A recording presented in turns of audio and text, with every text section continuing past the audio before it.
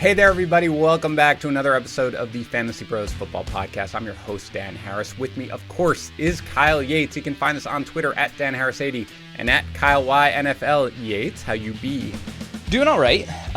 My son's daycare got shut down due to a positive COVID test. So we are navigating the work from home lifestyle with a 2-year-old. So I have listened to the song Baby Shark way more times than I can count this morning. So if I just randomly start humming that, you know why. But no, I'm doing all right. Is he going to pop in on this show? Because I fully encourage that. I mean, my kids basically do my Instagram live on Sunday mornings for me. I'm fully in favor of kids popping on the podcast. So is he coming in or what? He's only 2, so he hasn't learned how to turn the doorknob yet. But if we hear like a loud pounding on the door, that would be him. All right, I expect some Hamilton lyrics if he does come in, because I do know he knows that, right? Yep, he's all up on it? All right, good enough for me. All right, guys, I have good news and bad news for you. The good news is that this is going to be a fantastic show. Like, fantastic, off-the-charts, best show ever. However, it is our last trade show. That doesn't make any sense, but you know what I'm saying. This is the last time we're going to really be talking trades, because most leagues have actually passed their trade deadlines already. There are a few who are outstanding, so we're going to keep going. We're going to shift the focus a little bit going forward. Still going to be here on Tuesdays, absolutely. But we're going to change focus a little bit, a little more rest of season, looking more at the playoffs, a little dynasty, so Yates can really spread his wings and fly. But for today, we are going to start, of course, breaking down yesterday's game, and I'm going to really lengthen that conversation so Yates can really kind of dig into it. We're going to be talking the trades. As you know, most traded players. We'll talk about some rest of season risers, some fallers, some buy low, sell high candidates. And then we'll close, of course, with a listener mailbag. But I'm very, very excited to welcome today's guest, Trevor Sikkema, the senior NFL writer over at the Draft Network. You can find him on Twitter at Tampa Bay Trey. That's TRE. I hope I pronounced that right.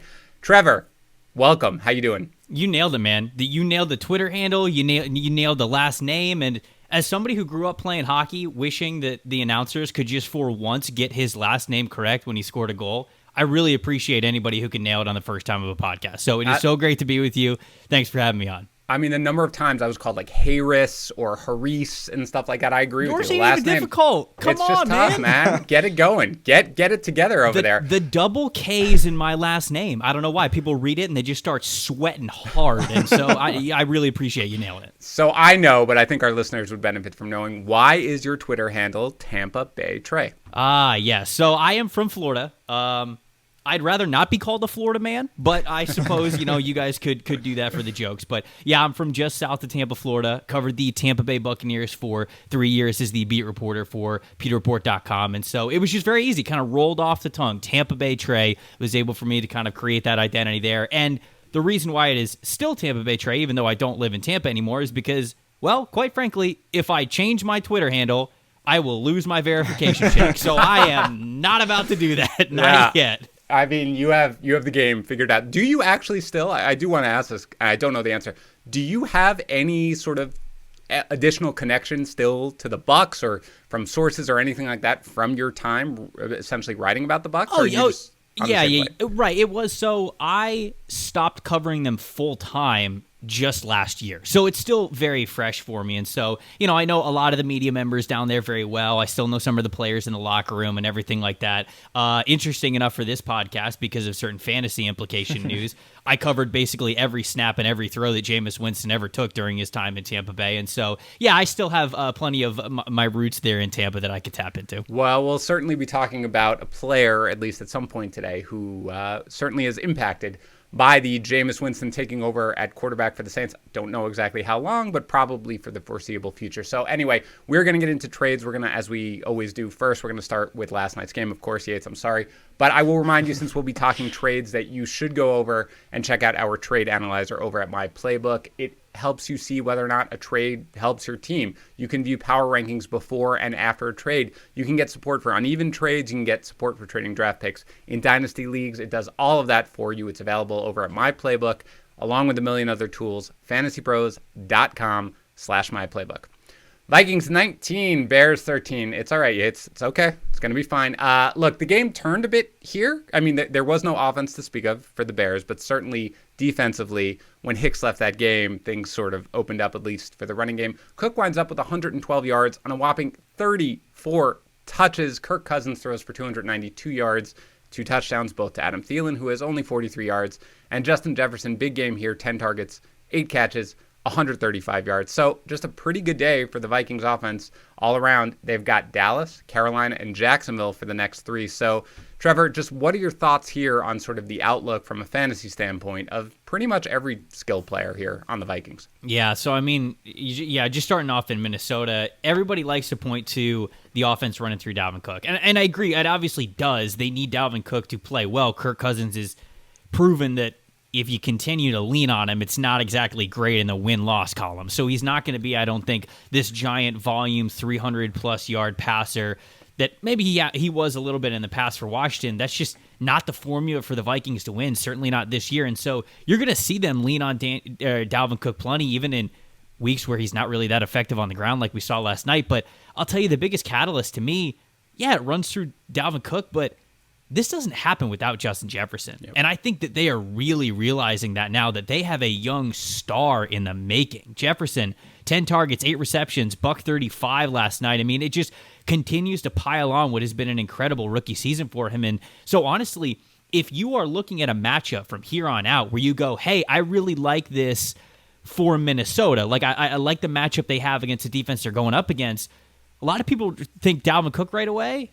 I'd be thinking Justin Jefferson right away. I mean, these two are 1 and 2. If the Vikings are going to have success, it's both of these players that we're seeing as the formula for it. And so, really, I just could not be more impressed with Jefferson, and I wanted to make sure that I gave him a shout-out because Cook gets all the praise, and deservingly so. He's doing a great job with that ground-and-pound game, but Jefferson's the real deal, man. Even with Adam Thielen and him being a primary target, him getting the 2 touchdowns last night, I get it, but Jefferson's going to continue to get a lot of work, and you're going to get rewarded for him if you keep playing him.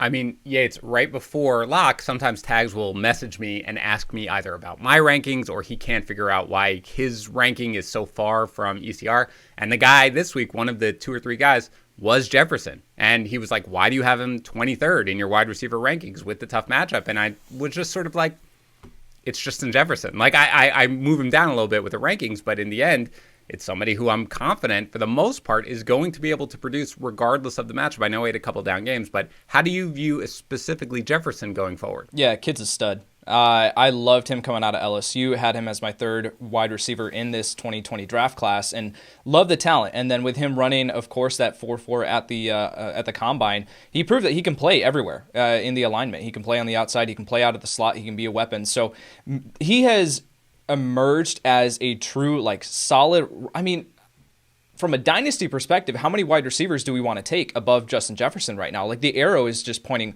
up. His stock is skyrocketing. So moving forward, and especially when you mentioned those matchups, right? When you look at specifically, I mean, like you mentioned, Dallas next week, like, goodness gracious, Justin Jefferson should be in line for a huge workload, huge game yet again. So I downgraded him in my rankings this week too. That was a mistake on my part. I looked at ECR and said, man, I really don't understand why he's so high against the Bears' vaunted, pass defense, and that was a mistake. Kid's a stud. Yeah.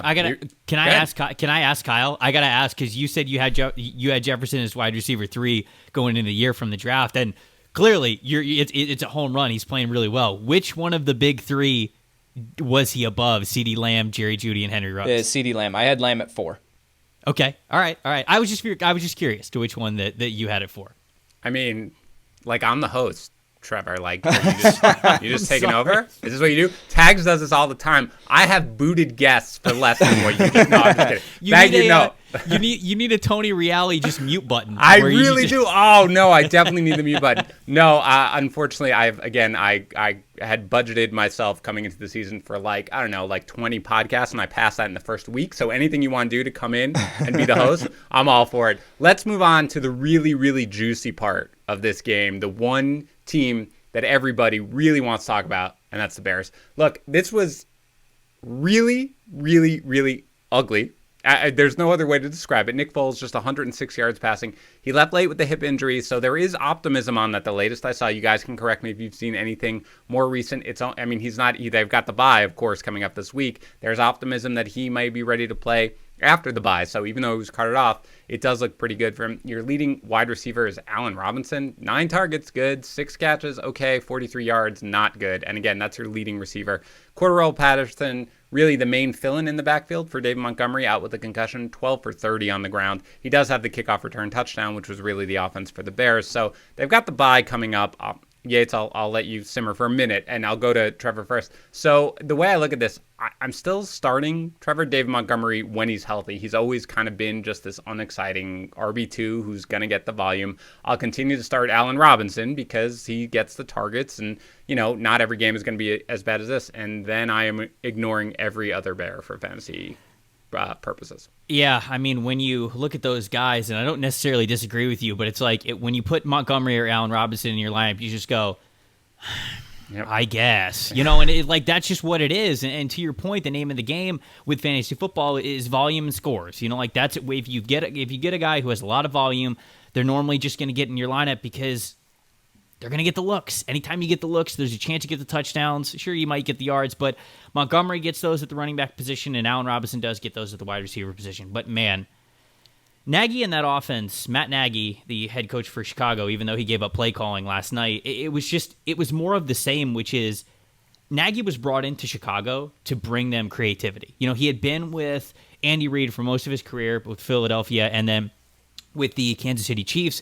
And the thought was when the Bears hired him, we are getting basically that next Sean McVay kind of a vibe. They thought that they were going to get all this creativity. They were going to think outside the box. They were going to do things on offense that nobody else had seen. And they kind of tried to do that with the pieces that they brought in, bringing in Tariq Cohen, having him do some usage there. We see it with Cordarrelle Patterson and their vision there. But they want to get to all the exciting stuff without the baseline offense first to get there and allow those to be effective. That's what it just seems like. Matt Nagy does not have a baseline effective offense, whether it isn't run or pass. It just the identity of what they want to have. I don't know if it's that they don't have one or they're just not good at it. But right now, just as a play-by-play, series-by-series basis, the Bears just don't have it on offense. There's nothing to lean on. There's no calling card. That's just them wanting to go to these trick, explosive, creative plays without doing the dirty work and setting the foundation to get there. And so that feels like it's been the story of Chicago. And I'm with you. I'm playing those two guys just because they're getting the volume, but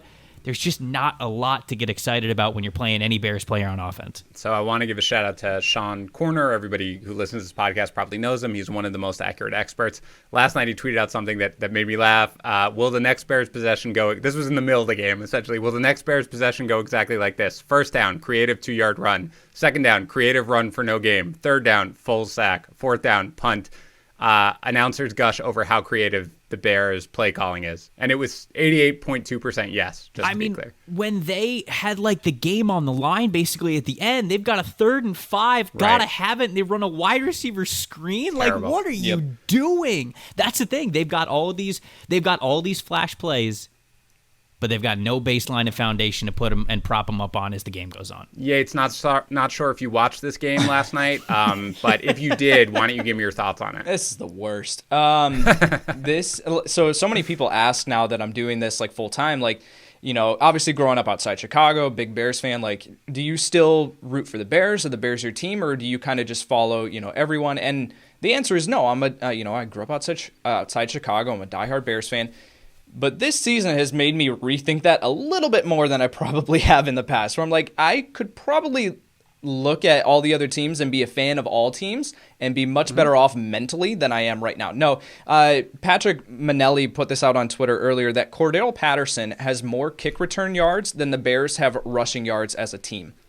Yeah. And that is the definition of pain. Not great, Bob. The definition of pain. So, yeah, this. With that said, Yates, when Montgomery comes back, after the bye, let's assume he does. Because, again, David Johnson placed on IR after the concussion, so you never know. But assuming that Dave Montgomery comes back and assuming that it's either at least Nick Foles or Trubisky, they've got Green Bay. That's a good matchup for opposing running backs. You're still going to start Montgomery? We can say with this offense, this is a good matchup. This is a good matchup. It just doesn't matter. But with David Montgomery, he's going to get enough work that you can't deny what he can be for fantasy purposes. And right now, again, with running backs being the way that they are, we just need volume. So I think an interesting conversation here too is that Nick Foles, yes, is listed as day-to-day, going into their bye with that hip injury. It looked a lot worse than what it sounds like it is. But do they go back to Trubisky? Is that an actual possibility? Because Foles ain't it. He just is not it. Now, Trubisky, we can sit here and say he's not it either, but can he be better than what Foles is? So I just think that's a conversation too. Would that impact the way you feel about the rest of the season if Trubisky is named the starter? I think it would be a little bit, there's nowhere to go but up. We can sit here and say that Trubisky wasn't great, but yet he's better than Foles in what we've seen so far this year. So it could be presenting more scoring opportunities for David Montgomery. Not a lot, but more. All right. More than zero. Yeah, more than zero, which is good. But that is our Bears quota for the day. Yes, we're going to go on to our most traded players now. You guys know I've explained this many times.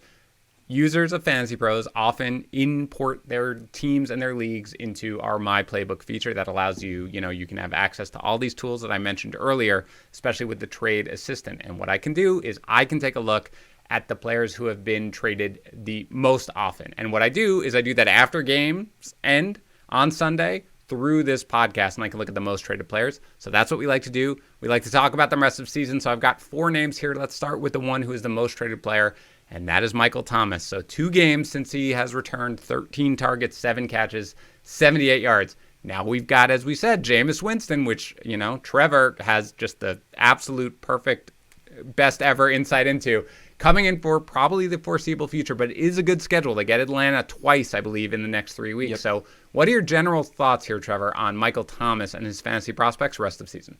Yeah, this is truly like rubber meets the road, like what's going to happen here, because there's a lot of factors at play. Okay, obviously he had the injury that he was suffering for most of the season. Now he's coming back, so you figured that he's kind of all the way back at this point from that. But really, Jameis going to New Orleans was kind of a joke in and of itself, because this was just a very cerebral kind of offense. Like you let the system do the work. Most of the throws are made before the snap. It was so calculated. And Winston over the last couple of years was like, all right, here we go. Vertical offense with Dirk Cutter, vertical offense with Bruce Arians, and we are just 5-step, 7-step drop, letting it fly. And it's just like that. That is not at all what New Orleans is about. And so when you look at, of course, a number 1 target, a fantasy monster in Michael Thomas, now there is a big change in who might be distributing him the ball. So when you look at what Michael Thomas has been all about, 8.3 average depth of target last year. That was 89th in the whole league. But he had a contested catch rate of 63.3%, which was really good.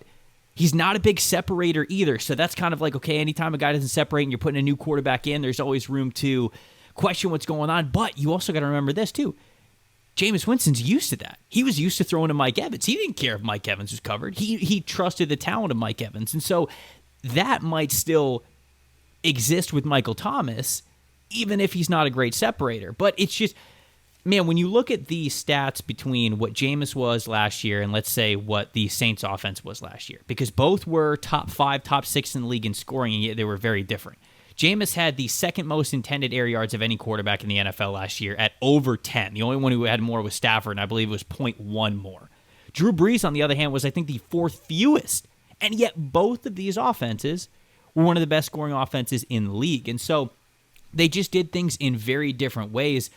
Thomas, there's just so many factors on what could happen. I lean towards Jameis being toned down a little bit, being a little bit more of a system guy, but at the same time, Sean Payton's a good head coach. He realizes that the arm of Jameis Winston is not the same as Drew Brees. He also knows the experience of Jameis Winston is not the same as Drew Brees. So I don't think it's like they're putting Jameis straight into a Drew Brees designed Saints offense. With that said, I think that they're going to open things up a little bit more, and I still think Thomas is going to be the main guy. That's what Jameis was used to with Evans for all of those years, and honestly, Michael Thomas is used to being a target monster, and so I still think he's going to get looks. It's just to what success is that going to happen?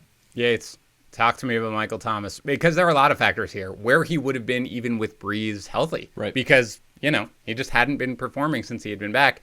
and now with Winston. So how do you feel about him? Yeah, Trevor summed it up perfectly, that this is a complete difference of offensive philosophy as far as Jameis Winston and what he brings to the table, and Drew Brees at this point of his career. I think that's an important clarification here, that Drew Brees at this point of his career has nowhere near the arm talent that Jameis does. And so it's a chicken and an egg conversation. Like, what is the offensive philosophy here in New Orleans as far as the short area targets with featuring Michael Thomas so heavily in the past at contested catches on slants and stuff like that, and then Alvin Kamara out of the backfield? Is that because it's the offensive system, or is that because of Drew Brees' lack of ability to be able to push it deep down the field? So I think regardless, Michael Thomas, the arrow is pointing up with Jameis Winston at quarterback, in my opinion. I think that Winston is going to be able to come in here, and yes, he might throw a couple of interceptions, right? I don't think that we can take that off the table with Jameis Winston, but yet I think that what you're going to see specifically because of the matchups here, Dan, you mentioned it, Atlanta two times in the next 3 weeks, and we're anticipating, like, with the timetable for Drew Brees' return, 2 to 3 weeks. Are you kidding me? With a collapsed lung and 5 broken ribs? Like, no, I think it's going to take much longer than that. So we're looking at Jameis Winston being the main quarterback here for the New Orleans Saints for the foreseeable future. And if that's the case, in great matchups, I think that you can go out, and we'll talk about Michael Thomas here in a little bit, but I think you can go out and buy Michael Thomas right now in fantasy, because there are a lot of people that are off of Michael Thomas right now, and I think the arrow is pointing up. Yeah, a couple of things. One, I think that you can expect that Jameis Winston is going to start for the remainder of the fantasy season. Like, the last I heard was at least 5 rib fractured. Yeah. Plus the collapse. I mean, no. And they're going to be able to win, right? They're going to be... Go ahead. Sorry, I was going to say, as someone who has collapsed his lung before, which I have, it takes a little while for you to get the strength back to, especially like to play quarterback in the NFL. So I would just, from a little experience, I think that I would agree with you. Jameis is probably playing for the next 3-4 weeks at least. After your collapsed lung, were you able to be an NFL quarterback? I would say that after the injury, no, I probably, could not play NFL quarterback. Long-term prospects for Drew Brees are obviously hampered right now because, if Trevor can't make it as an NFL quarterback after his collapsed lung, we have to worry about Drew Brees. All right, here's what we've got to do, guys. We've got to get to the actual trades that are being searched for. Again, I talk about this all the time. FantasyPros.com/trade. This is where fantasy managers can go. It's not even in my playbook, so it's any fantasy manager who's on our site can go on and search for various players that they're thinking about trading. So don't shoot the messenger, okay? I am not the one who came up with these trades, but he is involved in, I don't know, like 20 trades. It's not a good sign when you're already giving that. Well, there are some where you're going to be like, nah, man, come on, you can't do this. But we're going to get to the close range, so let's start. I'll start with Yates, and then I'll ask Trevor after that. Yates, would you rather have Michael Thomas or DeAndre Hopkins? DeAndre Hopkins. And Trevor? Yeah, this is not even close. I don't shoot the messenger. Okay. Michael Thomas or Stephon Diggs? Stephon Diggs. Trevor? I would still have Stephon Diggs. Okay. I just want you both to know that is the correct answer. Okay. Michael Thomas or Keenan Allen? Yates? Keenan Allen still. Trevor? Same. Keenan Allen. This is also correct. Michael Thomas or Allen Robinson? I'll take Michael Thomas there. Okay. Same. I would go Michael Thomas. Easy. Thomas or A.J. Brown? A.J. Brown. Okay. How about you, Trevor? I would go Michael Thomas. I think they're going to force feed him a little bit. I still think Michael Thomas. That's right on the range for me. I think I'll go Brown, but I've been a little higher on Brown for the rest of the season going forward. How about Yates? This is a hard one for you. Michael Thomas or Calvin Ridley? Calvin Ridley for me. How about you, Trevor? Oh, man. This is the toughest one for me. I think I would say Calvin Ridley. I'll trust that Matt Ryan's still able to sling it. All right, given where we are in terms of the names that we've said, I'm going to just list all these names together. If you need me to do it again, you let me know. But these are all wide receivers that, just let me know if you would take any one of them over Thomas. All right. Adam Thielen, Robby Anderson, Deontay Johnson, Kenny Golladay, Brandon Ayuk, or Antonio Brown. Yates. No, I'll take Michael Thomas above all of them. How about you, Trev? I would still take Michael Thomas. He's still that wide receiver one. I'm in agreement. Okay, let's go cross position. Michael Thomas or Travis Kelce. Now, I know it's position need and whatever, but just kind of in a vacuum, Yates. What do you think? Oh, man. The drop-off from Travis Kelce to tight end 2 this year is drastic. I'll take Travis Kelce there. Yeah. How about you, Trev? I would say Kelce for that reason. Like, you're getting so much of a bump if you have Kelce on your team and he's in that tight end slot for you. Yeah. So I would say Travis Kelce. I agree with that. I think Kelce at this point, I mean, tight end is so terrible. I mean, it's terrible every year, but this year in particular, it's like, it's goodness. bad. Especially without George Kittle. And your third tight end, Darren Waller, just not that reliable anymore. So really, Travis Kelce gives you such an edge. All right, I will give you just a bunch of running backs in a row. Yates, you let me know which ones you are taking instead of Michael Thomas. Again, vacuumate. Let's say it's your flex spot. Yep. Josh Jacobs, Joe Mixon, Antonio Gibson, Chris Carson, Melvin Gordon. I might take Josh Jacobs over Michael Thomas. Joe Mixon's a huge question mark because we just don't know when he's coming back. If he was fully healthy, I would take Joe Mixon over Michael Thomas. But any of the other guys outside of that, I'd take Michael Thomas. Even Chris Carson, if he comes back this Thursday, which, by the way, I'm not expecting this. No, I'll take Michael Thomas there.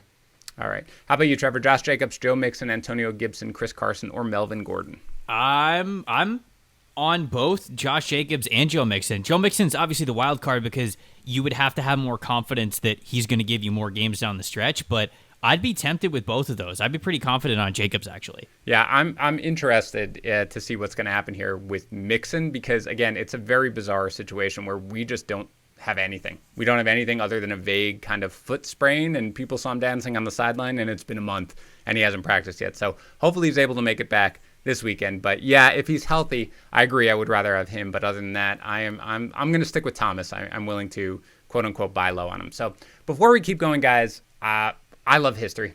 I used to take long drives in my old job, just devour history podcasts. My favorite one was Dan Carlin, Hardcore History. The entire breakdown of World War I. I loved that whole series. My wife is a nerd. Like I am. I recommended it to her. She asked how long it was, and I was like, I don't know, 4 podcast episodes. She was like, oh, cool. How long is each episode? And I was like, I don't know, 3-4 hours each one. Needless to say, she didn't listen to it. And her World War I knowledge is now based entirely on me pausing the movie 1917 every 10 minutes to explain what was happening to her. That's always her thing. I don't have time. I don't have time to do any of this. I don't have time, whether it's to read or listen to a long podcast. And these days, frankly, neither do I. But thankfully, we discovered Blinkist. Basically, Blinkist takes the key ideas and insights from just a ton of nonfiction bestsellers, more than 4,000 of them, 27 different categories, and it puts them all together in like 15-minute text and audio explainers that help you understand more about the core idea. So you can find topics quickly. You can pick out the books that you want to read, essentially, or get the core elements of, and just go. And they've teamed with popular podcast creators that let you jump right to the heart of a podcast episode really, really fast. Legitimately, any topic you want. My wife and I made a deal. She got to choose one for me, I for her. So she spent 18 minutes learning about one of my favorite figures, Muhammad Ali, by going to Blinkist for Ali, A Life by Jonathan Eig. I got nerdy and finally spent 22 minutes learning about A Short History of Nearly Everything by Bill Bryson. A history of everything. 22 minutes. I'm the smartest man alive now. So you want to actually learn about things that you're interested in without spending too much time, go to Blinkist.com/FantasyPros. You get a 7-day free trial and 25% off a Blinkist premium membership. That's BLINKIST.com/FantasyPros to get 25% off and a 7-day free trial. Blinkist.com/FantasyPros. All right, next most traded player, Duke Johnson. This was a very disappointing day against the Browns. Just 14 carries, 54 yards, but basically all the running back snaps, 54, 57, all the carries in that backfield. He ran a route on the vast majority of dropbacks. He's going to get at least 2 more starts here. I mentioned David Johnson, concussion. He's on IR, so at least 2 more games. Trevor, what are your thoughts here on Duke Johnson from a fantasy standpoint? Yeah, I mean, you kind of mentioned it there. He's getting plenty of volume. Just how much do you trust the output of it? David Johnson was getting the same thing. He was getting a lot of volume. He was getting a lot of the workload. And as we already said, like, volume could be the name of the game. But you got to think about situation. Like, you can't just go, hey, he's going to get all of the workload and not really think about what's surrounding him. Houston right now is dead last in rushing DVOA, which is defensive adjusted value over average. They're also the 4th worst in adjusted rush yards, and they're dead last in second level rushing yards. So, like, yeah, he's getting carries, but what's going on with him? Like, the line's not helping him out. He's having to do everything on his own. And so this is kind of just like, yeah, he's getting a lot of work, but there's not a lot of production that's coming from the work, and that's the whole point of wanting to pick guys who have higher volume is you're hoping, hey, maybe he'll break one loose, maybe he'll break a couple loose, and like those are always the guys that give you a lot of value, and so he's getting a lot of work there, but even if you go over to game scripts, Houston's ranked 28th in team defense right now, and so when you think about that as well, they're going to get away from the run game a lot sooner, especially because Deshaun Watson's been a guy that they could really lean on. And they're just going to be behind in games. And you got to think about game scripts as well when you talk about potential volume. And so, yeah, he's been getting all of the running back work, but the running back work, whether it is on the ground or in the pass game, doesn't have a lot of value in Houston right now. Yeah, this is our classic. Yates, what's our saying? What do we say? Like, I hate my rankings, or right. You have to start him, or something like that. Yep. Like, that's basically Duke Johnson, at least for the next couple of games against New England and Detroit, right? Yeah, well, Trevor talked about the game script. Well, yeah, they're going to be behind, but that actually kind of lends itself to Duke Johnson's skill set as a receiver out of the backfield, which is why the fact that he only saw one target last week, that's so bizarre. So I think he's a safe RB2 option. You know that he's going to get work. You know that no one, like Buddy Howell is their RB2. Like, who? Like, he's not getting work, right? So I think with Duke Johnson, you can lean into the fact that he's going to get guaranteed volume. He's a safe RB2 option. He might not have elite upside, but again, it's kind of that David Montgomery situation where it's like, for the next couple weeks, if I can just have a guy who I know I can plug in and he's not going to give me 3 total fantasy points, then I'll take that. So I think there are a couple of things. One, they don't target their, David Johnson was seeing roughly 3, maybe 4 targets a game when he was in there. So if you at least get that added on, I don't want to draw too many conclusions from this last game because the wind, of course, was insane. Right. I actually thought that would lend itself to more dump-offs necessarily to Duke Johnson in a game that was close for the entire time. It didn't, but again, I think if you pencil in 3, maybe 4 targets per game, that'll boost his stock a little bit. You have to start him as long as he's in. I guess the question is, what do you do in a situation like this where look, he's unexciting. He's not a ceiling play. Neither is David Montgomery, but we were basically like, well, we got to start him. So you got to start Duke Johnson when he's in there. How do you value, because this is a question I get a lot from fantasy managers, how do you value a player like this who, I mean, when you're talking about trading him, most people say, well, he's got 2 games left of value.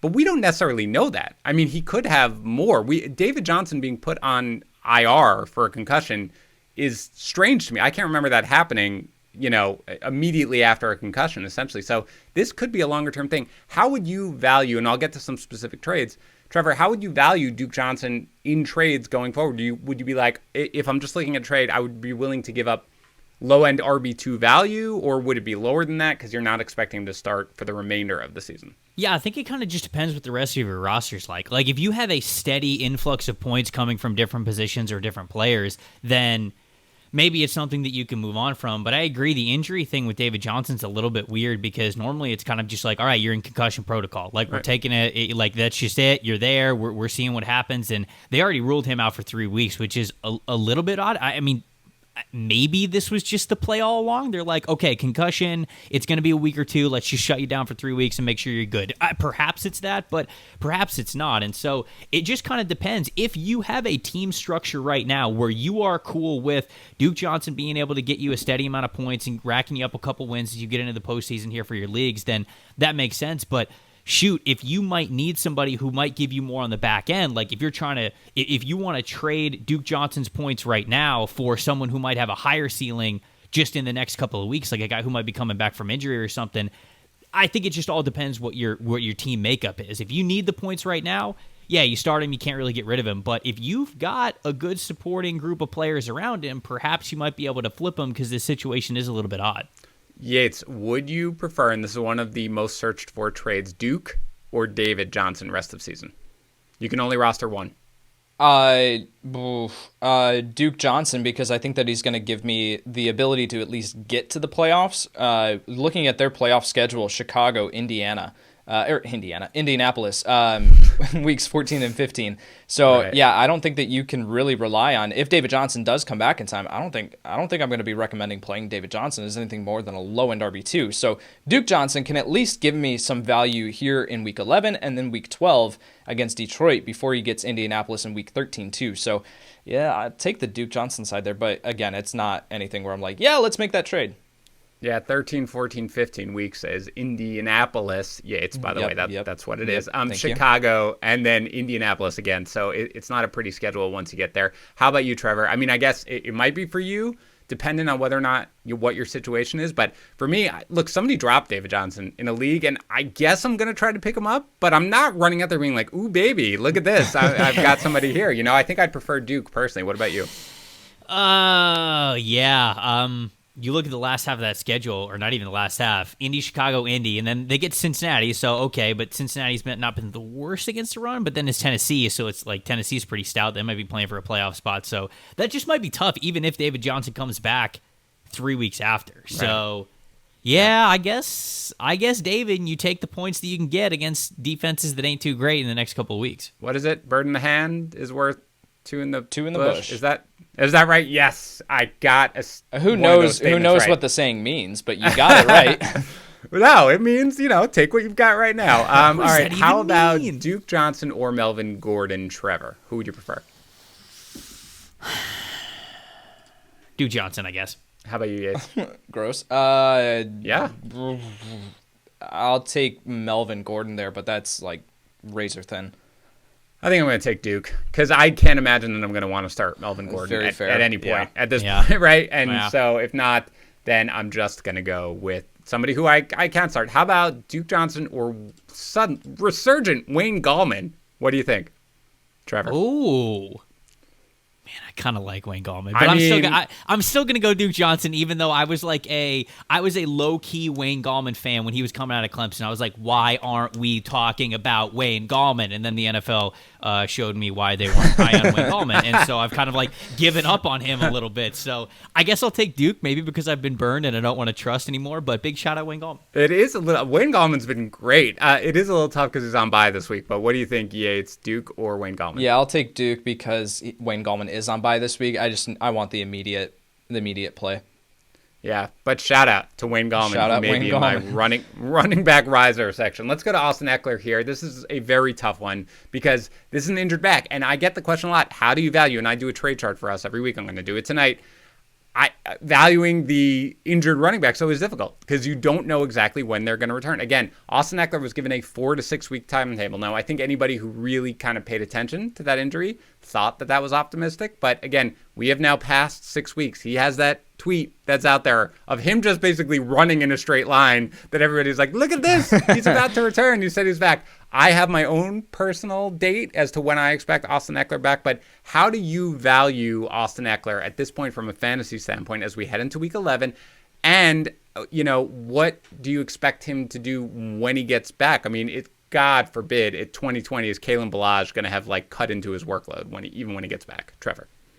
If there is anybody out there that is a sucker for a good social media injury update video, it is your boy. I am all in. No, it's okay.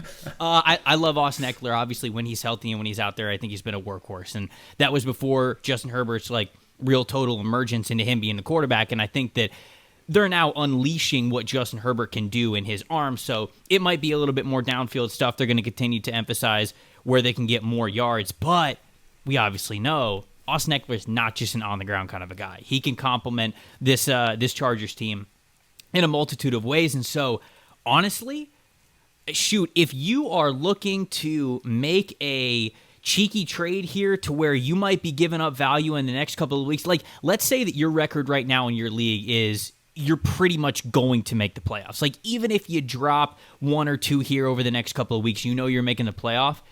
You might be able to swing a couple of guys, depending on where Austin Ekeler might be in your league. You might be able to swing a couple of guys who might have better points right now, say like a Duke Johnson, for example, and package something to go give it to another player who might be willing to move on from Austin Ekeler to make sure they get the points that they need so they make the playoffs, and then all of a sudden your roster gets even stronger once you make it to the postseason with Austin Ekeler. That's how I would view him if you don't currently have him on a roster that I got faith that this dude's coming back, and I think that he is going to be a playoff X factor for you. So the second he gets back in that lineup, whether it is over the next couple of weeks or whether it was against the regular scheduled timetable, he's going to win some fantasy leagues. I really do believe that. We are at the point where fantasy managers, a lot of them have pretty much locked up playoff spots in it, right? You've got at most 3 weeks probably before almost every other league gets to the playoffs. Some leagues start in week 13, so you might have that. So if you are looking good for that, Trevor says, go get Austin Ekeler because he thinks he'll be a factor down the stretch. How about you, Yates? How you viewing him? That was exactly the situation that I was going to bring up. If you have your playoff situation locked in and you want to be able to sacrifice some immediate,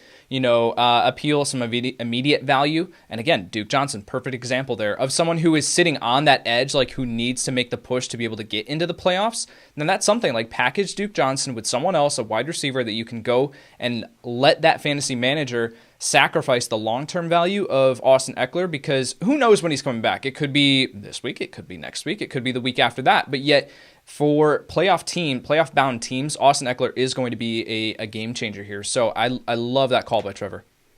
Yeah, so this, I will just offer when I expect to see him back. We have Dr. David Chow on our podcast every Friday. He originally basically called out essentially a week, and that seems to me to be how it's going to be, and that's week 13. So not this week, not next week, but the first week of December, first games in December. That's when I would be planning, if I'm looking to trade for him, to have Ekeler back. Now, what I would probably do if you want to sort of make this happen and buy him for the long term is I would wait for him to not practice this week, because I guarantee you, look, Trevor could be in your league. Trevor's all about a hype video right now. There's somebody like Trevor in your league who's like, what do you mean? He's about to come back. Well, I've dealt with the 6 weeks of absence. I'm going to trade him now. Right. Once they realize that no. That's just a video, just a hype video. He's running straight. He's got to do a lot more than that. Once he doesn't practice this week, once he's ruled out, then make your move. That's when you want to go and be like, all right, well, look, I don't know. Let's do this, because he is someday. They're going to realize he's not quite as close to returning. So let me give you a couple names here. Trevor, would you prefer Ekeler or either one of the Bucs running backs? Ekeler. I would rather have Ekeler. How about you, Yates? Yeah, same here. I don't want to deal with this situation in Tampa. Oh, you're not? You don't think Ronald Jones has it now? I mean, we should ask Tampa Bay Trey over here. No, we're going to get to that. Oh, all right. I'll save it. All right. Let's go Ekeler or Joe Mixon. Who do you like, Trev? Oh, wow. Okay, so you're saying that Ekeler is going to miss at least the next 2 weeks. Again, I am not the official Austin Ekeler source. Of course. This is just what I expect, yes. Let's just say, like, Ekeler misses the next 2 weeks, but then he comes back. Let's just say that Mixon might miss another week and he comes back. I would still, at that point, rather have Ekeler. So I think I'm going to be a little crazy here, and I'm going to go Austin Ekeler. How about you, Yates? I'll take Mixon. Yeah, this is one where if Mixon is going to play this week, I would take Mixon. If he's going to miss, I don't know, whatever. At that point, I'm like officially definitely worried about Joe Mixon having this, vague foot sprain that nobody can even pinpoint in the game film. Right. Like, still, nobody knows when this happened, and it's just like, I don't know, he came back, he was fine, and he'll never practice again, so we'll see that. Last one, Ekeler or DeAndre Swift? Trevor. This is tough for me because of a talking point that we're going to get into later, but I will still say Ekeler. How about you, Yates? I'll take Swift there, because I think that we've finally seen Matt Patricia change his philosophy and actually lean on talented players. So, but that's a question mark. But no, I'll take Swift because I know that he's going to be here, give me some value over the next couple weeks. Yeah, I'd probably take Swift too. Again, bird in the hand. That's kind of how I play, especially as you know. Right. And if you're in a situation where you certainly need points, you're obviously taking everything that I say and throwing it out the 3-story windows. They're probably doing that anyway. Don't worry about it. But very true. So I mean, I do think that I'm not even convinced, given what we saw from Swift, that Ekeler is going to be that much better than Swift. I mean, maybe I'm too high on Swift. But I think Swift is really going to provide excellent value, especially in half and full PPR leagues. All right, I had mentioned 4 names. Let's just skip it. We're getting a little long because we're having some fun. The last name was Kenyan Drake, which we can talk about as we get into this. Let's get a buy low, though, candidate from you. Let's go to you first. Trevor, who's your buy low candidate that you're looking at here? I hope that I'm like in the same realm I need to be with some of these names as we go through this segment. But a buy low guy for me would be wide receiver Amari Cooper. Last time that he had a really successful game and his last time that he hit the end zone was the last full game that Andy Dalton played. Andy Dalton is supposed to be coming back. I think that Amari Cooper now reemerges as the true number one guy who's going to get a lot of targets, not just targets, but like decent targets. Because for as many Andy Dalton jokes as we have, like he's still an experienced NFL quarterback, and Dallas is still going to have to make up for a terrible defense behind them. And so they're going to be continuing to throw the ball, and I would say that, again, like I hope I'm in the right realm with these buy low, sell high guys, but like Amari Cooper would be a player that I feel like not a lot of people are talking about that does still have wide receiver one ceiling if Andy Dalton is healthy and back. 3 things. 1, you are in the right realm. 2, there is no realm because you can say buy low or sell high wherever you want. You could be like, I list like, Dalvin Cook as, whatever, and then I'll go to a guy that nobody's ever heard of. So it's fine.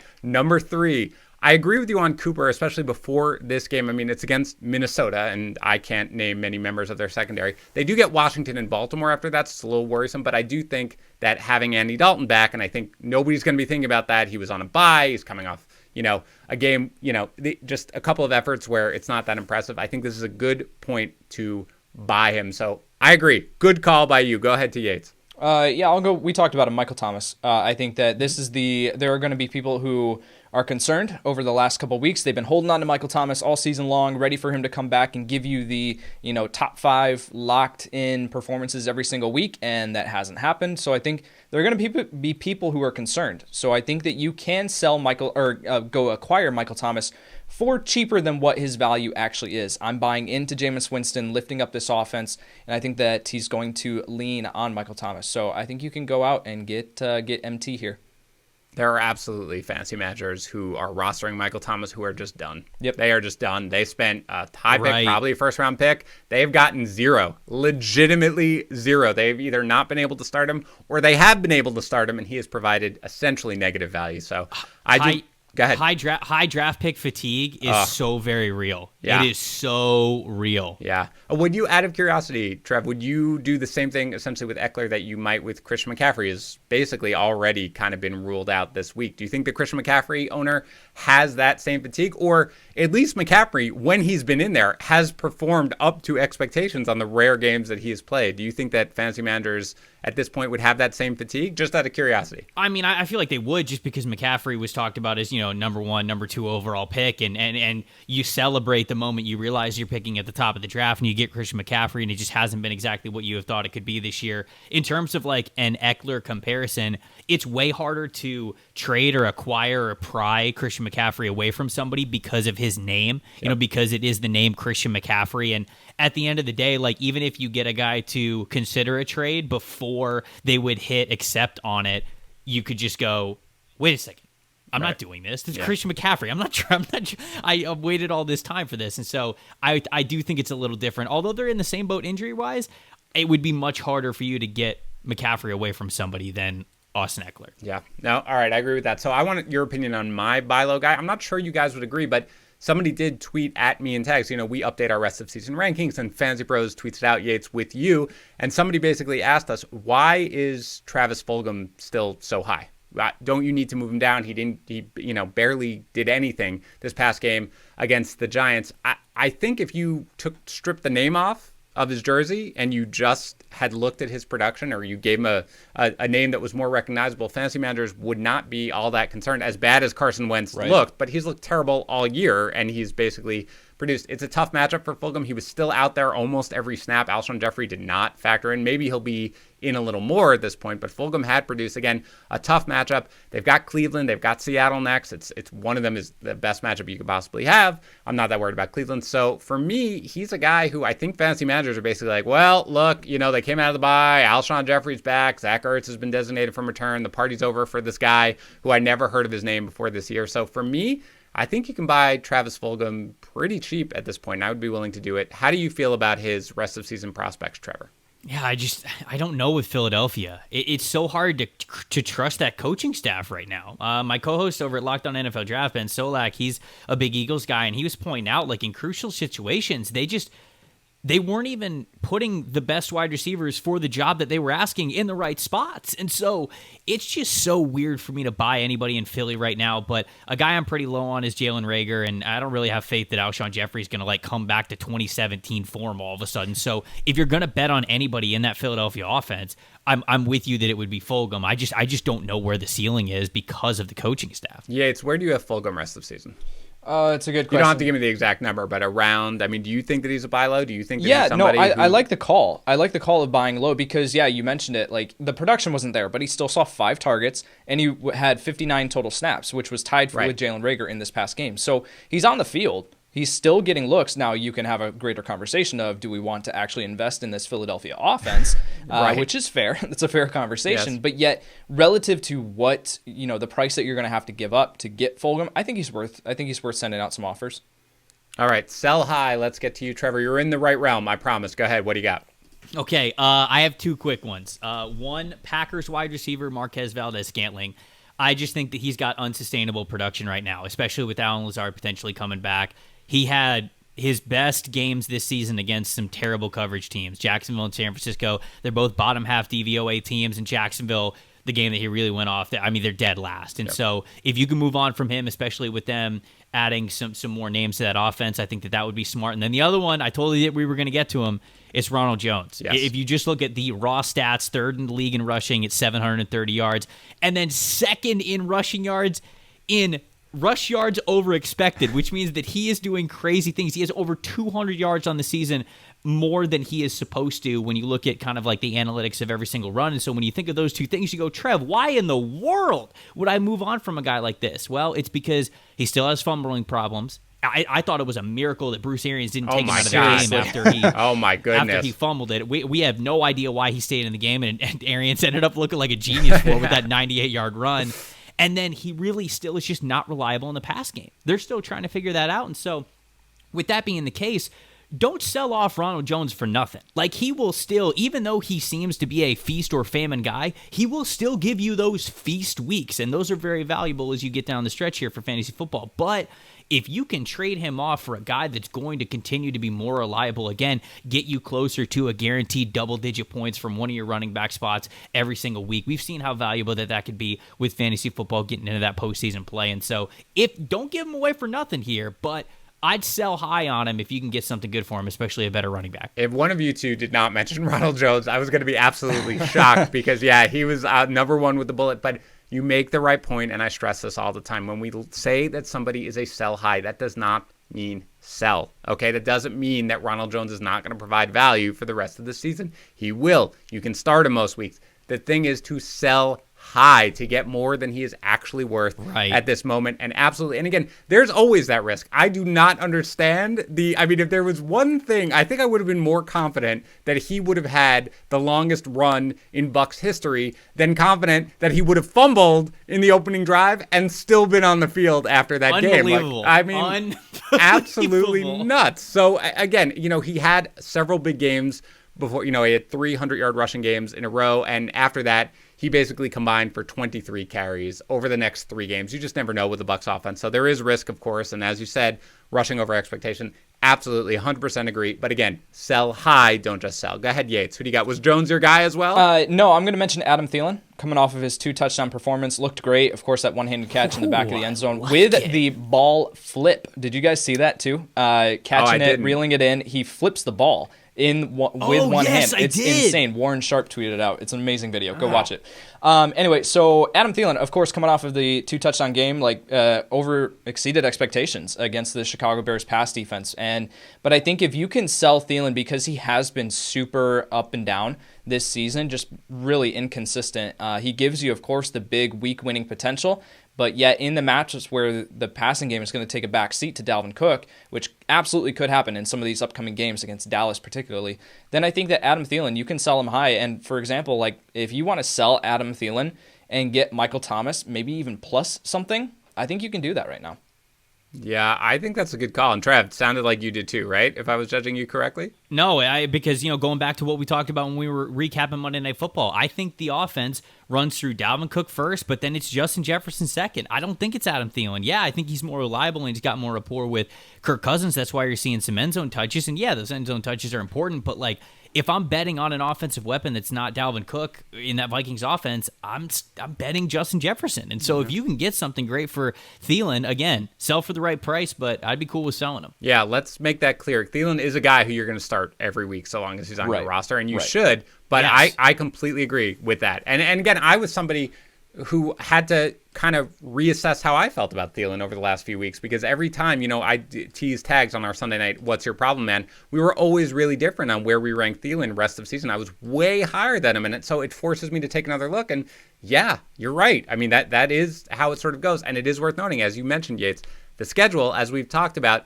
if they're going to have these positive game scripts, which you kind of assume against Dallas, against Carolina with maybe no Teddy Bridgewater, against Jacksonville, they like leaning into Cook. Regardless, they're certainly going to want to lean into him there. And again, if there is a wide receiver who's kind of exploding right now, it's more Jefferson rather than Thielen. All right, let's get to some rest of season risers and fallers. Let's start with running back. Trevor, who's a guy who's rising in your running back rankings?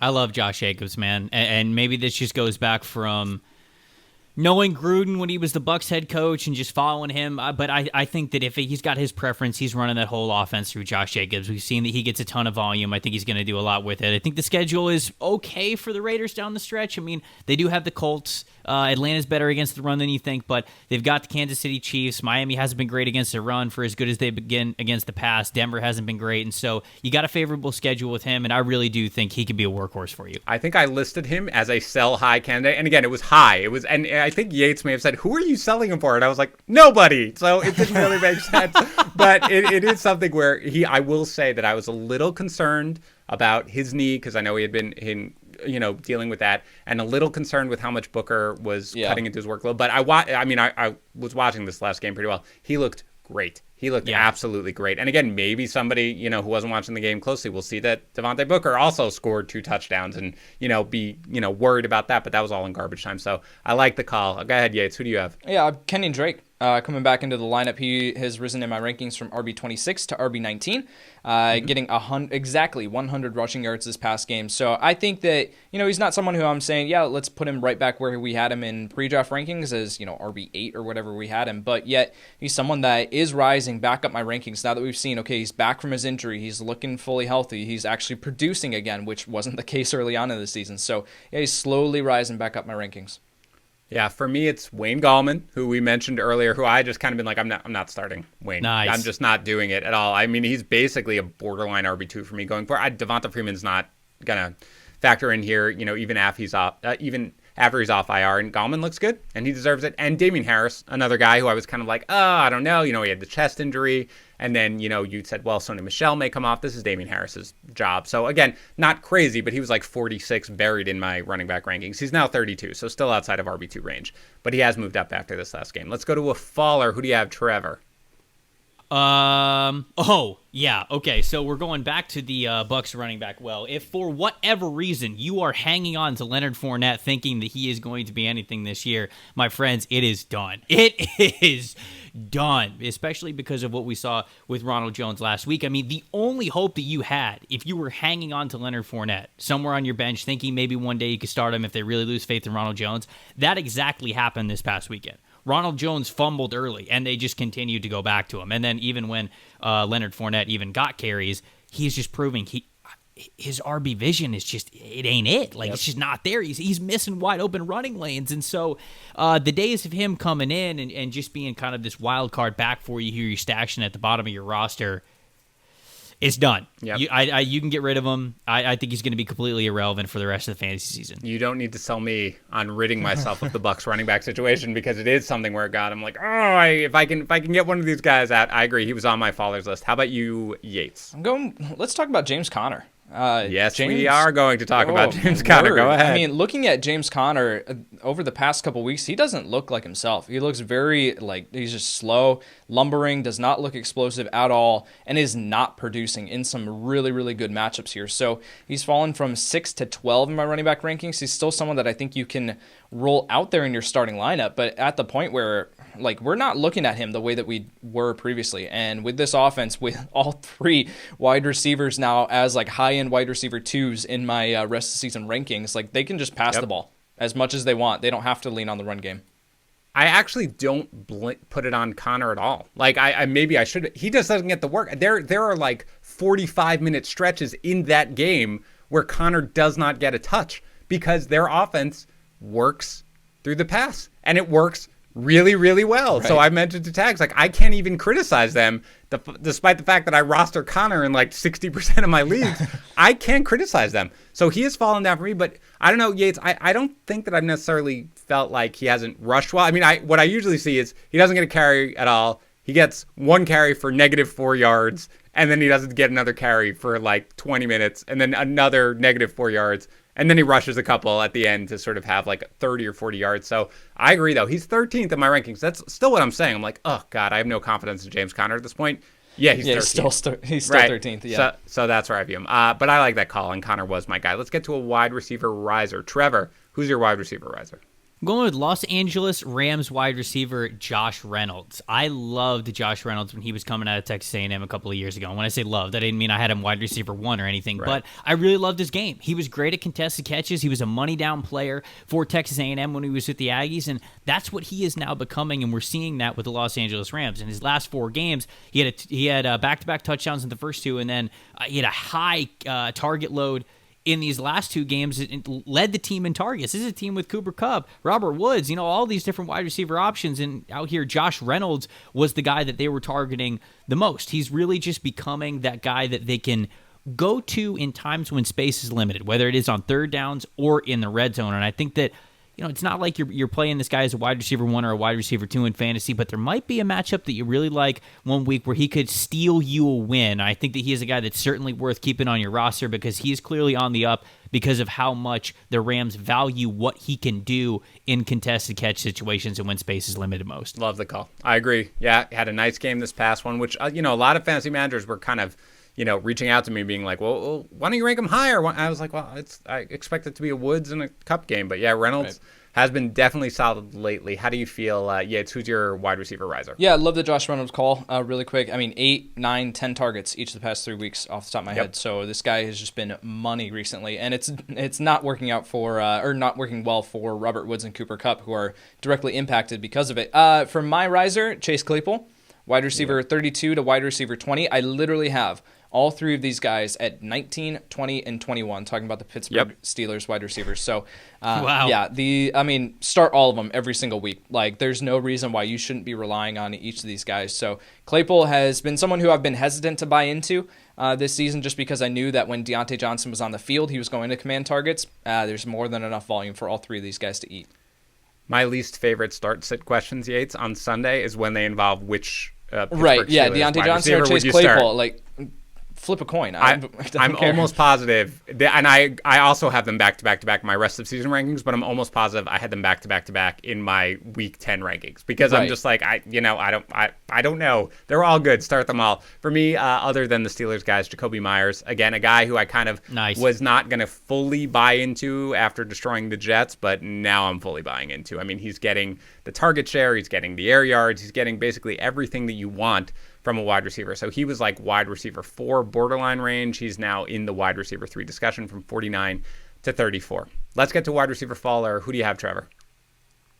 This pains me because I am a sucker for keeping big names on my bench to see if they could come to life once again. But it's AJ Green's time here. It's time to kind of get to reality of what AJ Green is because, man, over the last couple of weeks, I think that AJ Green is still second on the team in targets over the last 4 or 5 weeks, but T. Higgins, has only seen less than 7 targets once since week 3, and the problem is that Higgins isn't just getting targets, he's getting A.J. Green's best kinds of targets because it's just not working out with Green, where Green used to be this big, giant wide receiver. You could count on touchdowns. You could count on those money down throws. Green has yet to catch a touchdown, and I think Higgins has 2 touchdowns over the last 3 weeks, and then he had the 2-touchdown game early on in the year, and so it's clearly T. Higgins' time now in that offense, and I think that it's just time to come to reality with A.J. Green. They're ushering him out of that Cincinnati offense. He might do some good things here in a couple of weeks as the season rounds out, but Higgins is the guy. He is now the guy in Cincinnati. I wouldn't count on Green reemerging. Yeah, you've got no argument from me. I certainly think he's droppable at this point in fantasy leagues. How about you, Yates? Who's your wide receiver faller? Marquise Brown. I mentioned him last week, but he just continues to fall down my rankings. It's unlikely to happen this season with Marquise Brown at this point. I mean, even watching that game against New England, like Lamar Jackson throwing him a deep pass down the field, a go route, he wasn't separating from J.C. Jackson. Or no, that was McCourty, excuse me. Wasn't even separating from McCourty. And this is what you need Marquise Brown to be able to do, is pull away from defenders deep downfield. Not able to do it just consistently. Falling down my rankings here. And so, I mean, I am at the point now with Marquise Brown, I need to see him put together 2 solid performances back-to-back before I even think about putting him in my starting lineup. He's droppable, in my opinion. Yes, I mentioned him actually, I think it was yesterday or maybe last week. We do the drop or keep, and he was on it, and he just dropped for me at this point. I mean, I can't imagine getting to a point in that offense just is not working right now, certainly not the passing game. So I don't think I'm ever going to be comfortable starting Marquise Brown. And at this point, we're in week 11. Okay, the idea of holding guys other than the backup running back, like Jonathan Taylor, I'm still holding because I just cling to hope that something somehow will happen for him. But I don't think y'all were giving Taylor so much love on the last podcast. I was cracking up. The worst. We're the worst. Okay, my wide receiver faller. I'll go a little higher. And Yates, I mean, actually, very quickly interested to hear what you think. Robby Anderson, and again, falling is he's really more of a high-end wide receiver 3 for me at this point, from 20 to 26. So still somebody starts. He's got 1 touchdown on the season. He hasn't topped 77 yards in 6 weeks. He just, that offense. And again, you've probably got Teddy Bridgewater probably going to miss this game. He's still getting targets. He only got 6 in this last game, but he had 13 before, 8 the 2 games before that. But still, Yates, he sort of had he was pushing up early on against wide receiver 1 territory, and right now he's fallen to 26. Yates, I know you were the Robby Anderson guy. What do you think of him? Yep, he was the other name that I wrote down here if someone took Marquise Brown. So Robby Anderson from wide receiver 16 to wide receiver 23 in my rest of season rankings. Again, I mean, we still have to keep in context, he's the wide receiver 17 on the season up to this point. So he's still producing, but yet at the same time with what he's been doing on the field recently, I don't think we can view him as that guy who was pushing wide receiver 1 territory. All right, so we are getting a little long here, so let's go rapid fire. You don't even have to really give much of an analysis. Give me your QB riser and your QB faller. Let's start with you, Trevor. Wow. Didn't plan on QBs. You don't have to. We were going straight to tight. I guess Jameis Winston would be my that's fine. QB riser. Yeah. I guess if I'm cheating here. Also, Tua Tagovailoa, because he has a really favorable schedule over the last couple of weeks, and he's looked favorable, so we might have his best weeks coming up. I don't know. I don't know if these are either guys that you're going to start, but they're intriguing. Yeah, well, 75% of the time, I just skip QBs anyway, so you're good there. Go ahead, Yates. Who do you got for your QB riser? Yeah, Tua was the guy who I was talking about, or was going to talk about, from QB 23 to QB 17 in my rest of season rankings. All right, for me, it's Big Ben, who just, they're not going to run the ball. They're just going to throw the ball. You have 3 elite wide receivers. Here we are. It's weird. And he had the knee stuff and he had the COVID stuff, and he just comes out as nah, we're good. We're fine. So 18 to 14 for me, rest of the season. Still outside the startable range. And Yates, how about a faller for you? I'll skip you, Trevor. We're short on time anyway. Go ahead. Matthew Stafford, because Matthew Stafford, his fantasy season this year has been bonkers. In games that he has, extremely favorable matchups, he's fallen outside the top 20 QBs on the week. In weeks that you shouldn't have been starting him, particularly against Indianapolis and Washington, he's gone off and has finished within the top 6. So it's just impossible to predict when Matthew Stafford is going to put together a solid performance. So he's moving down my rankings. And he's battling the thumb injury. For me, Ryan Tannehill, again, just a guy who I completely, I bought into completely the Tennessee efficiency. It's really their schedule. Now they have Baltimore, then Indy, so it's not great. So he's fallen down a couple of spots to 12 in my rankings. Still a guy who I'm willing to start. Now tight end. Trevor, go ahead. Tight end, real quick. Tight end riser, tight end faller.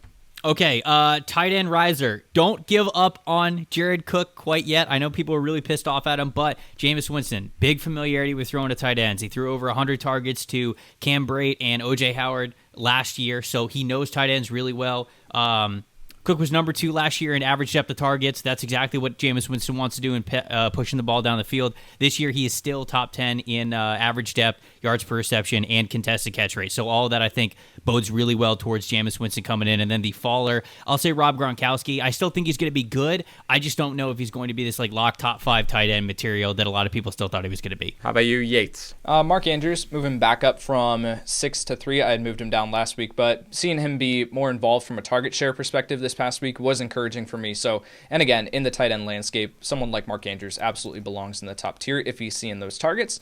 And then Robert Tonyan, from tight end 12 to tight end 14, he's just not going to be it this year. Yeah, Robert Tonyan was my faller as well. My riser is Eric Ebron, mainly just because I basically want any piece of this passing game. Again, still outside the startable tight ends. My other faller a little bit for tight end, and not crazy though, was Mike Gesicki, who again just hasn't really produced that well. I guess for a tight end, frankly, 40 yards isn't the worst thing in the world. But, you know, again, another guy who I think is outside of the range of guys that we're going to rely on. All right. Let's finish up here with a couple of listener mailbag questions. We can go through this rapid fire. Trevor from Christopher Sikora. Would you prefer Myles Gaskin or Raheem Mostert rest of season? 2 injured running backs. Who do you like? I guess Raheem Mostert because he's got the higher ceiling and Miami could throw any guys out there. So I would say Mostert. How about you, Yates? Yeah, not particularly excited about either one of them, but I'll take Mostert. I'll go with Mostert. Hopefully, after the bye week, he comes back and, if he gets the work that he was expecting him to get, then he should be valuable. From Joel MP Talks, with Drew Brees out, would you rank Taysom Hill as a top 12 tight end going forward if he has eligibility there? This is a question I get a lot, by the way. Where would you put Taysom Hill as a tight end? I mean, he does. He's going to get more and more carries coming in here. He's going to factor in. So what do you think? I was going to say, like, if you can play him at tight end, I guess, because the tight ends are normally trash this year. Yep. So, look, if you get some sort of cheap touchdown from Taysom Hill, yeah, maybe, I guess. Yeah, I kind of think the answer is yes here. What do you think, Gabe? I was laughing because I was anticipating, like, the quarterback question. So then when you said top 12, I was like, oh, no, and then you went to tight end. It just made me laugh. Yeah. With Taysom Hill, I can't consciously recommend, or in good conscience recommend consciously recommend Taysom Hill. Cal's scared to be great. That's all there is to it, Taysom Hill is a top 12, so he'll be outside that range for me. All right, I'm going to consciously, subconsciously, unconsciously recommend him as a top 12 tight end because, oh my God, the landscape is horrific, and let's just get somebody in there who I think is going to factor in. He's going to do something crazy going forward here, right? At the very least, it will give you something to talk about with the other people in your league. You know what I'm saying? Like, you could boast that this is the Taysom Hill game for you all week and at least have some fun with it. And why can't I remember his name? Was it Joe Webb? Whoever was the quarterback for the Vikings in, like, one random game. Yeah, Joe Webb. Right, absolutely. Who had wide receiver eligibility, and I plugged him in at wide receiver just because it was amazing. Just because I was like, look at me. And it was my championship game, and I did it, and I was like, look at me. If you plug in Taysom Hill into your tight end spot and you win your matchup, you need to, like, get a sign made, like put on a parade, like that you won that matchup. Listen, I have to tell this short story. My cousin asked for a Joe Webb Vikings jersey from his parents for Christmas after that one game he went off, and they actually got it for him. So I just wanted to say I love it. We used to do fake press conferences. This is actually how I started my writing career in fantasy, sort of. But we would do fake press conferences from, like, our managers and what we were going to do. And I was joking about, like, I did this whole long, I got to track that down, this whole long write-up about how I was going to start Joe Webb at wide receiver and sort of what a creative decision it was. A good thing I won. Otherwise, it would have been really embarrassing. Okay, Andy Moles asks, trust or bust, little Sunday night recap reference there for you. Is Tua, and you mentioned him earlier, is Tua Tagovailoa a starting option rest of season? Trevor? He shouldn't be. I think that there's reason to be intrigued by him, depending on what your quarterback situation is. If you're doing matchup by matchup, like I said, he's got a really easy schedule over the next couple of weeks, but the last 4 games for Miami, I think, are pretty brutal. So it's not like you're going to rely on him when you really need it down the stretch for the playoffs. And so I would lean no, but I guess it kind of depends week to week over the next couple of weeks what your quarterback situation is. How about you, Yates? Yeah, I completely agree. He's matchup dependent. So if you have a good matchup, if he's going up against a good matchup, then plug him in as a streaming option. But again, I mentioned he's QB 17 in my rest of the season rankings. So that's outside the top 12, outside the locked-in starters, and I think he's someone that falls into that streaming conversation. All right, last one. Antonio Terone asks, is Cam Newton a starter rest of season? Go ahead, Trevor. I guess because of the rushing touchdown ability, but again, like you're flirting with the line there. You don't really want to be depending too much on Cam Newton. It depends what your other QB options are because he does give you that rushing touchdown, that goal line threat, but you're not in a great situation if you're thinking about starting Cam. How about you, Yates? Yeah, same here. Like I think you can plug him in because of the rushing upside. He doesn't present like a huge ceiling because of his lack of work in the passing game, but he's providing. I mean, he's been like the QB 12, QB 10, QB 11 the past 3 weeks here, so he's been in that range. He's not hurting your fantasy roster. All right, Tampa Bay Trey. It was great having you on. Remind everybody where they can find more of you and your work. Yeah, no, I appreciate y'all having me on. This was a lot of fun. At Twitter, at Tampa Bay Trey, and then all of my work for football covering the NFL and the NFL draft is over at thedraftnetwork.com. All right, thanks for joining us, everybody. We'll be back tomorrow, of course, breaking down our start-sit episode. I'll talk to you then. Looking for useful content, fantasy-relevant information, and the data that can help your team win? Then make sure to subscribe to the FantasyPros YouTube channel. And while you're at it, follow us on Twitter, Instagram, and Facebook at FantasyPros so we can help you dominate your league all season long.